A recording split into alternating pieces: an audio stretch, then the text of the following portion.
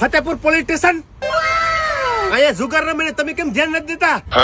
આ ગામમાં રમે છે ને વાડીઓમાં રમે છે. તમે હપ્તા ચાલુ કરી દીધા લેવાના તો જ આ ખુલ્લેમ રમે છે ને.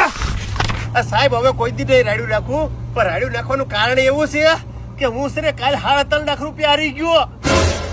મારે કઈક કરવું તો કરી દે સાહેબ. તો વેલા હેરાલો ને આવો ને તો આપણે રેડ નાખી દઈએ. એમાં શું છે કે સરપંચ છે ને કમિશન લે છે બધા પાસેથી, આખા ગામના રમાડે છે.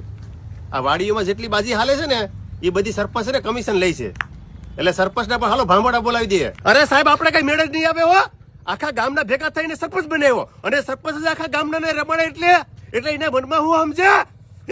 મને પણ એક હાથનો હવા દતો એટલે હું રમવા ગયો તો સાહેબ. હવે કોઈ દી રમવા ન જાઉં. અરે સાહેબ મારી ભૂલ થઈ ગઈ. હવે કોઈ દી તમને ફોન ન કરું, તમને કોઈ દી કહું નહીં. મને માફ કરો. મારા કોઈ દી જુગારે નથી રમવો અને મારા વાડીએ જઈને હવે મોઢો ખોટો પી ગયો. હું બરબાદ થઈ ગયો બાપા સાહેબ. બાપડે